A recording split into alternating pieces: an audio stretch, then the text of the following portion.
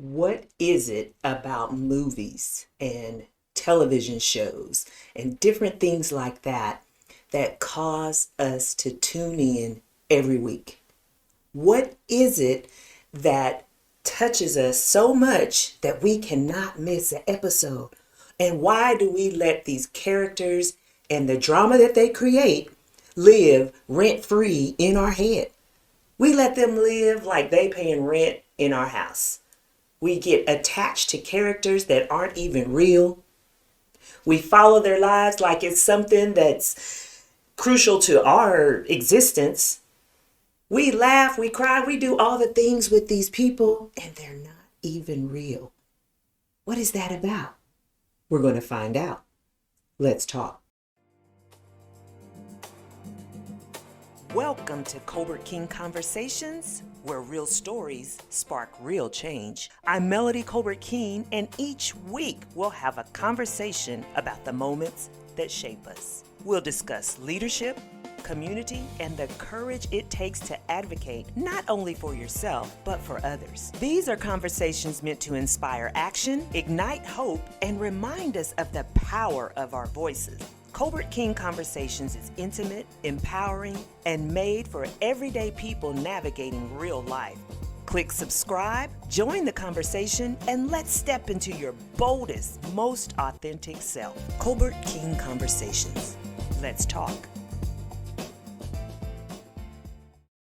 So we are so connected to these movie characters or to these TV shows or whatever it is that is taking us outside of ourselves and our own lives.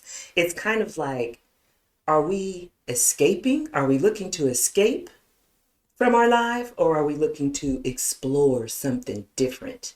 Are we looking to find that release that we sometimes need, or that escape from our everyday life because it's weighing so heavy on us? Is it becoming like an emotional outlet for us? And it's something that we're not really attached to, so we can experience all of this range of emotions, but it's not really affecting our life because we're safely sitting like on the couch watching this movie, or we're sitting in a theater seat watching the shows, and we don't really have to embrace it, or we don't have to engage. We're able to step outside of our everyday living and immerse ourselves into what's going on the screen. But the only thing we have to be careful of when we do that is that escaping is okay sometimes, and exploring what's going on in the lives of these fictional characters. But sometimes we have to make sure we don't forget to return to our own life. Return and see that, yeah, this is good. What it's showing us is good. And it's tapping into all kinds of different emotions that we're feeling. But how are we going to bring that back into our own lives?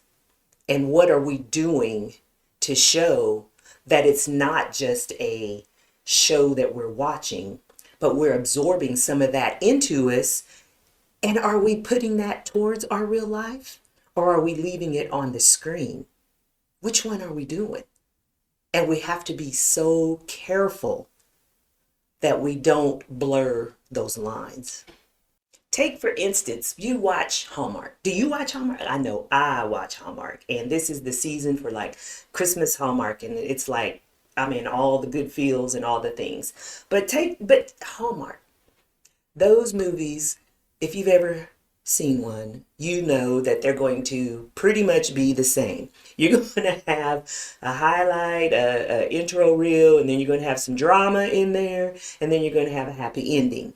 And I haven't seen one yet that has played out any different. But do I still watch them? Absolutely, I do. I sit there and watch them every time. Why do I do that? Why? Because I know how they're going to end. I know the drama that's going to ensue. Somebody's going to be a misunderstanding, and then somebody finally figures out, oh, you just heard it wrong, or you misunderstood. But every time I'm drawn in, every time I'm pulled in, and it's always the good always wins. So that got me to thinking, am I watching that because I'm looking for the win? I'm looking for good to win, not just on the TV, but I feel that I'm hoping for that out in real life. I'm hoping for good to always win. And I think if we really are honest with ourselves, we all want good to always win. We want it to be what's out in the world. And so watching these shows or these things, we have this drama and this conflict, just like we have drama and conflict in our lives. But we hold on to that hope of good always winning. Maybe, just maybe, that hope is more about ourselves than it is about what we're watching. We are tapping into the part of ourselves that we're not really putting out there every day because we're afraid of the pushback we'll get, or we're afraid of how it'll make us seem, or how it'll make us be viewed as. And so we hold on to TV land instead of transferring that into real life land, where we actually have the ability to make a difference, or we have the ability for good to always win. But because we keep encountering resistance, or we keep encountering things that bring us down or cause us disappointment, we don't think that it's going to end out like Hallmark does. We think it's going to end up as, man, this is depressing, this is disappointing, and people are not going to look for the good in the situations. Instead, they're going to focus on that conflict and that drama, and that's what's going to keep us hooked. It's time for Mel's Minute, where one powerful thought can spark a whole new way of winning your day.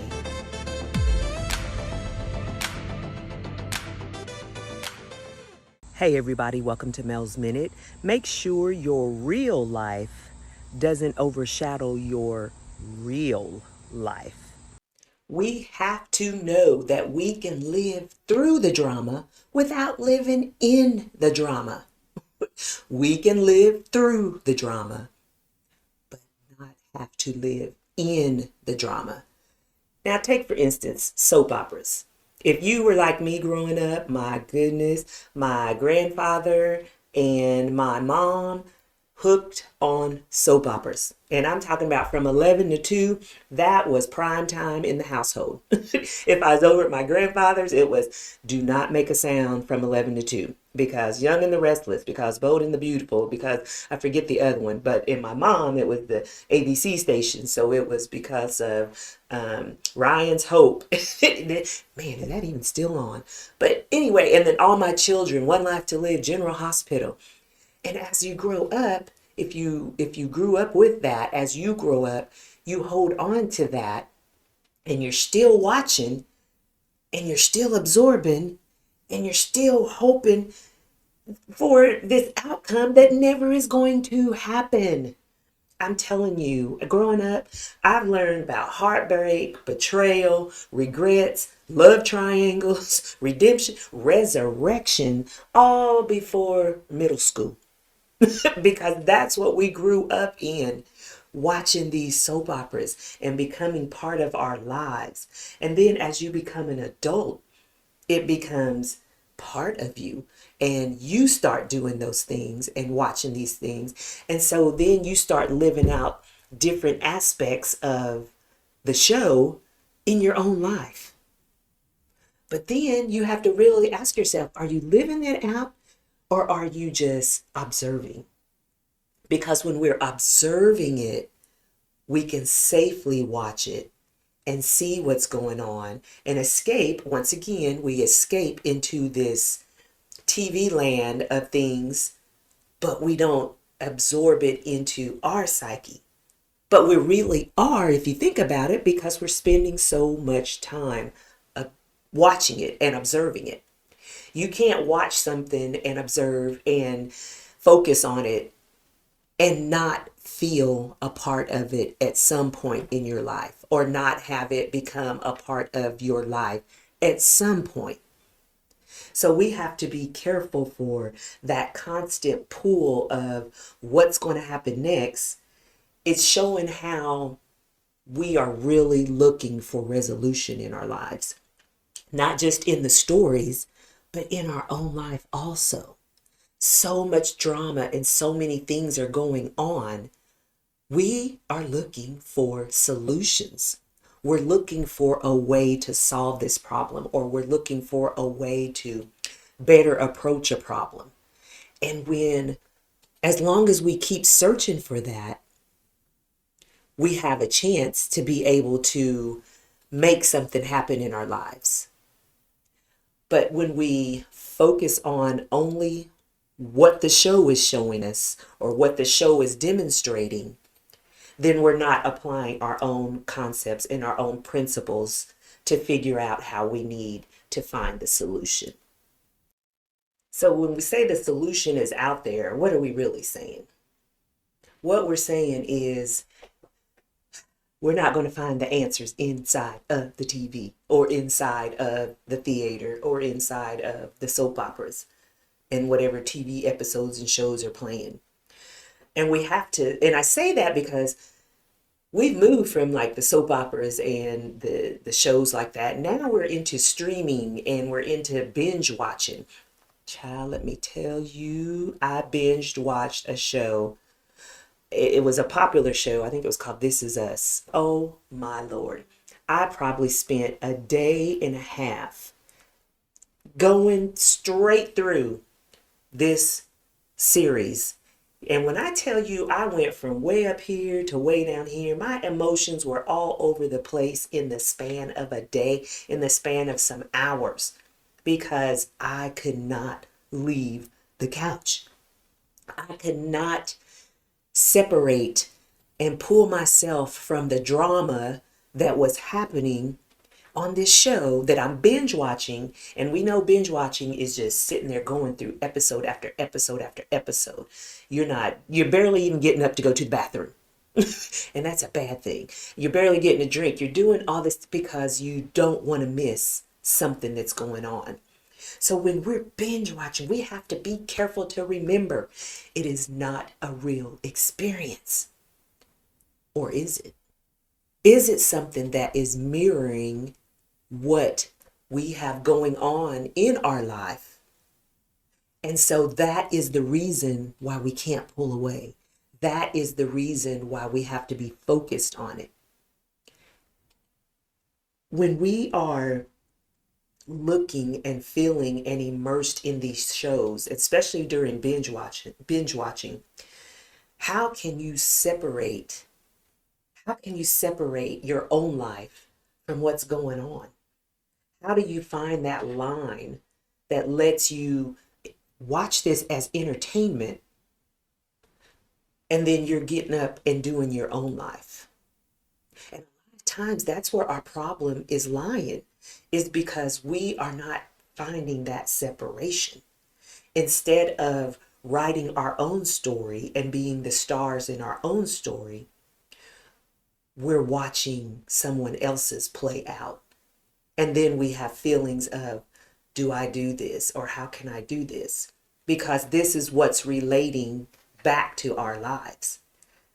So we have to focus on, how can I be the director and the writer and the star of my own story? And yeah, I might get a few points from this other one, but how can I write my own instead of relying on what I'm watching? We have to not only become observers, but we have to become doers to make our own life what we want it to be. We are drawn to what we need. That's what we go to when we're watching these shows. If we're feeling that we need love or we crave connection, then we go to the love stories. We go to the hallmarks. We go to the romances and all the things. When we want control, we go to the thrillers or to the mysteries and things like that. If we need relief, we watch comedy because we need to laugh, we need to let down, we need to not be so serious in our life. But every story is going to be different depending on what it is you're going through. We have to know that whatever we're watching is a reflection of what we're feeling. Think about the last movie or the last show or the last episodes of whatever that you watched and think of how it made you feel. No, seriously, I want you to think about how it made you feel. What did you take away from it? Is that something you went and talked to other people about? Is that something that you keep thinking about? Like, man, that movie really, oh yeah, hey, you need to watch this movie. Think about how that movie made you feel and the emotional pull that it drew from you. That, when you do that, it's saying, this movie spoke to me in an area that I really needed, or this is something that I really need to focus on, or that I need to concentrate in my own life on, because it's really just a mirror. That screen is a mirror of what we're feeling inside or what we're going through. And when we're looking back at that, we're looking at that screen, we are seeing what's going on in our life. But we have to be careful that what we're seeing is not just screen worthy. We have to make sure that it is what we want to do and that we're directing our own script. We're writing our own story. So if you want, you need like romance. What is that saying for you in your life? How are you directing that in your life? How are you directing a thriller or a control? How are you directing all of that into your own life? I have to always look for what good can I find in what I'm looking at. What is the positive that's in there that I can take from it and apply it to my own life? It's out there. It's just, are you willing to admit it? Are you willing to recognize it? And are you willing to do something about it? That's probably the key thing. The areas that we are neglecting in real life show up in the shows and the movies and the things that we are pulled towards or that we have a connection to. So we have to imagine, what if we gave our own life that same energy? What if we put that much attention and that much focus in our own life? We refresh and push refresh and push refresh and push refresh on Netflix or Facebook or whatever, whenever it's a stall or whenever something's going on and we're searching for something new because we've seen that episode, let's look at another one. We've seen that episode, let's look at another. We'll do that more than we do in our own lives, more of our own dreams and goals. We don't even refresh our own dreams and goals as much as we refresh trying to find a new episode of a movie or a new segment of a TV show or going to see that next new movie that's out there. We won't even defend our own life as hard as we defend a character that's not even real.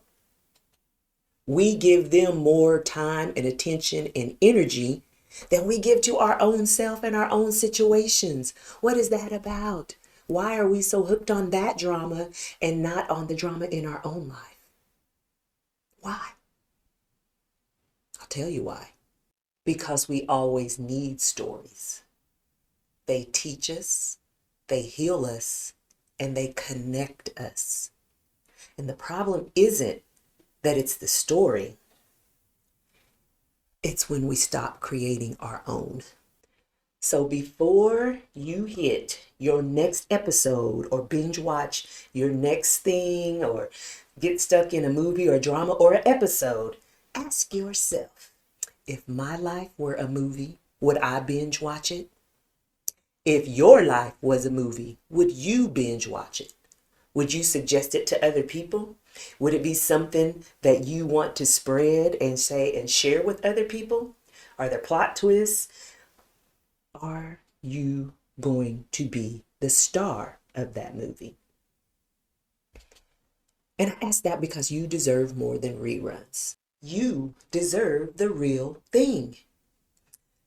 Drop a comment and let me know what your favorite show or movie was that you really resonated with and that you were able to learn something from, or it taught you something that you could apply in your real life.